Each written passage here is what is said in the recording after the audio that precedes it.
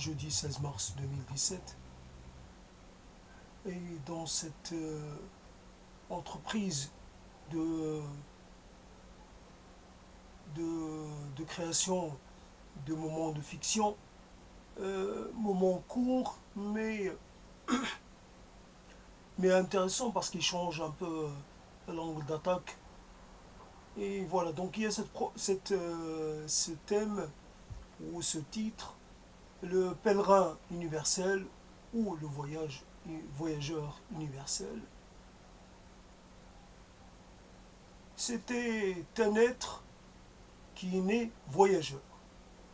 Il, euh, il ne se contentait pas d'habiter un lieu, il ne se contentait pas de visiter son voisinage, il espérait toujours aller plus loin. Et plus loin, encore que plus loin. Toujours plus loin. Jamais il n'était arrêté par un horizon quelconque. Il avait suffisamment de volonté et suffisamment de détermination pour ne pas craindre quoi que ce soit. Tout ce qu'on lui a raconté, ça ne, ça ne l'effrayait pas.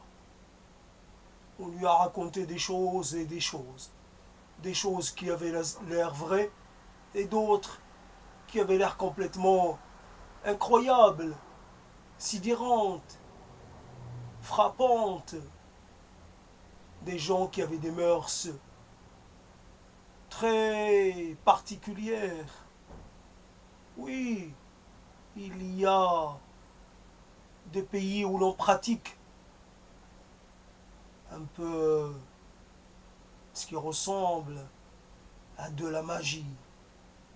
Des gens qui vous attrapent et qui vous gardent avec eux pour le restant de votre vie. D'autres qui pourraient vous utiliser pour de mystérieuses expériences. Et d'autres qui ne vous voyaient même pas passer. Oui, on lui a raconté des choses sur les gens. Il y a des peuples généreux et d'autres tout à fait indifférents. Il y a des peuples qui seraient capables de vous laisser mourir sans vous porter secours. On lui disait, oui, il ne faut pas, il ne faut pas quitter son village, il ne faut pas quitter sa région. À quoi bon aller voir ce que font les autres? D'ailleurs, ils font toujours la même chose. Tu es ici, tu es chez toi. Pourquoi tu vas partir? Et il n'écoutait cela que d'une oreille distraite. Il avait son idée à lui. Et c'est marrant dans cette histoire. À chaque fois, je fais un préambule qui dure, on dirait une chanson arabe. Avant d'entrer dans le vif du sujet, je. Ouf, il faut pouvoir entrer dans le vif du sujet. Et le vif du sujet, c'était le voyageur universel et non pas sa biographie entière, son enfance. C'était qu'il était déjà parti. Oui, il était parti. Et en partant, chaque fois qu'il allait quelque part, on lui demandait ses papiers d'identité. La première fois, il avait tous les papiers. Il a pu passer la frontière. La deuxième fois, on lui a demandé un visa. Un visa. Et il n'en avait pas. Il leur a dit, je n'ai pas de visa. Ils lui ont dit, répondu, tu ne passeras pas sans visa. Et il leur a dit, alors mes autres papiers ne servent à rien. Non, ils vont avec un visa.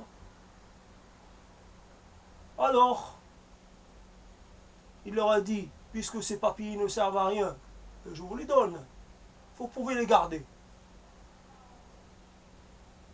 Et puis, ils les ont pris, ils les ont jetés quelque part. Et lui, il est devenu un sans-papier. À quoi bon avoir des papiers quand ces mêmes papiers ne permettent pas de prouver votre identité, de passer. Moi, je suis un voyageur. J'ai pris sur moi de voyager. Là où il y a une frontière, si je ne peux pas la contourner, ben, je reste jusqu'à ce qu'on me permette de passer. La première fois, il a attendu un mois, tout un mois, toujours au même endroit, en attendant qu'on le laisse passer. On se dise, tiens, laissons-le passer, débarrassons-nous de lui. Il a profité d'un petit moment de flottement et puis il est passé. Il a continué. Pour lui, dans sa tête, il avait le droit, il était libre d'aller où il voulait. C'était un voyageur universel. Il se voyait partout chez lui. S'était fait un devoir d'aller présenter ses amitiés à tout le monde. Et tout le monde, ça fait beaucoup. Mais surtout, ça fait beaucoup de frontières à passer. Et ça fait beaucoup de règlements. Il a entendu de ces règlements. Non seulement il fallait des papiers d'identité, mais il fallait un visa. Et un visa spécial, il fallait des empreintes, et non pas seulement des empreintes végétales, mais aussi de l'ADN, mais aussi de l'empreinte rétinienne, mais aussi il fallait qu'il il aurait fallu qu'il donne tout ça. Mais pourquoi faire tout ça? Lui ne demandait rien. Il ne cherchait ni travail, ni résidence. Il demandait juste un droit de passage. Ainsi, il ne cherchait pas à tricher, c'est juste, il essayait d'être le plus fort que tous les règlements. S'il le fallait, il restait un an, juste à côté de la frontière. Il attendait. Il attendait peut-être que la frontière allait tomber. Et il y en a eu des frontières qui sont tombées. Du jour au lendemain, plus de frontières. Le passage était libre. Mais il fallait arriver au bon moment. Il fallait être au bon endroit, au bon moment. Il y en a eu des frontières qui ont disparu comme ça, par magie. Des frontières qui étaient auparavant bien gardées, avec les chiens et les fils de fer qui coupaient, et qui coupaient très bien. Ils s'étaient heurtés, ces filets de fer. Ouh là là. Ah, ils ne savaient pas pour qui c'était fait, mais en tout cas, pas pour des êtres humains, pour des hommes d'acier, des hommes, mais alors pour de la chair, il ne fallait pas que ce soit aussi affûté, parce que pour de la chair, il ne fallait pas faire autant d'efforts. C'était des choses qui restaient affûtées pendant des décennies. Ça coupait et ça coupait. Il a vu par, par, par moment, il a vu son sang qui s'enfuyait, qui coulait par flot. Et c'était dit, c'était une barrière qu'il n'avait pas vue, c'était la nuit, il n'avait pas vu qu'il était en train de franchir une barrière infranchissable. Oui, il a commencé à voir des choses, à des frontières. Il était étonné, il voyait des frontières là où il n'y a pas. Il se disait, mais c'est pas normal. Ici, avant la frontière et après la frontière, c'est la même chose. Pourquoi y a-t-il des frontières pour séparer le même paysage? Un coup c'est un pays, un coup c'est un autre. À la rigueur qu'il y ait une montagne, qu'il y ait un océan, qu'il y ait une mer, ça peut se comprendre. Mais là, il n'y a rien. C'est le même paysage, l'œil le voit pareil. S'il fait gris, il fait gris partout. La grisaille va au-delà des frontières. Elle ne demande pas, elle, un visa. Elle n'a pas besoin de visa. La même grisaille partout, des deux côtés. S'il pleut, il pleut sur les deux côtés. Elle n'a pas besoin de passeport. Et puis il voyait les oiseaux passer. Ah, il se disait, si j'avais été un oiseau, ah, j'aurais pu voler par-dessus toutes les frontières. À force de buter contre les frontières, il a fini par se dire qu'il était maudit, qu'il était arrivé dans une époque où les voyageurs n'étaient pas aimés. Il lui restait encore des étapes à franchir, il avait encore beaucoup de régions du monde à parcourir. C'est vrai qu'il était résistant, c'est vrai qu'il était devenu adapté au terrain. Il n'y a aucun terrain qu'il arrêtait. Il traversait les déserts, il traversait les plaines glacées, il traversait les rivières torrentielles, il traversait tout. Rien ne l'arrêtait sauf les frontières et les gardes armés aux frontières. Car ils étaient toujours armés et prêts à tirer. Prêts à tirer. Ils tiraient des coups de semence, puis le coup d'après, ils tiraient direct à l'objectif. Ils tiraient pour tuer. Et c'est le monde, comment ça se fait qu'il soit toujours en vie. Il doit avoir quelque chose qui le protège. Des balles sans passer, tout en sifflant. Elles sont allées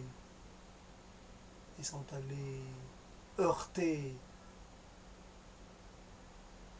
des morceaux de terre. Il entendait à chaque fois le carc quand elle touchait un rocher ou autre chose. Il disait, ça c'est une balle qui fait mal, qui laisse un gros trou en sortant. Ça c'est pas une balle gentille. Oui, il a appris à faire la différence entre les balles gentilles et les autres, beaucoup plus méchantes. Celles qui vous laissent, sur le carreau. Le pèlerin universel, il avait une mission. Il avait une mission. Il devait relier les mondes. Il avait pris avec lui un peu de sa terre. Et partout où il allait, il ajoutait un peu de terre. À chaque fois, il prenait un peu de terre de chaque endroit, de chaque région. Maintenant, ça lui fait un paquet, un, un gros paquet de cette terre mélangée. Il se disait, la terre est partout la même. Elle prend des couleurs différentes, mais c'est partout la même. Ce sac de terre est pour lui un symbole un symbole absolu, un symbole sacré. Et s'est dit, je vais ramener ce sac dans chez moi, à mon point de départ, et puis je vais le mettre à la vue de tous. Tous pourront le regarder, tous pourront le toucher, le humer. Et j'en ferai un lieu de pèlerinage. Les gens viendront de très loin pour voir cette terre reconstituée en une seule. Mais en attendant, elle avait encore de la terre à ramasser, elle avait encore des pays à visiter, et des continents, et des déserts à traverser, et des plaines qui n'en finissaient pas, et des frontières qui étaient partout, celles-là. Ces frontières, elles naissaient, mais elles étaient partout, les frontières. De la plus petite frontière, celle qu'on peut enjamber, à celle qui fait, qui fait des, à celle constituée de murs qui font des mètres et des mètres de hauteur. Un mur dans un paysage désertique, dans un paysage où il n'y a personne. Contre qui ce mur? Contre qui? En attendant, il est pour quel ennemi? Il est pour quelle armée?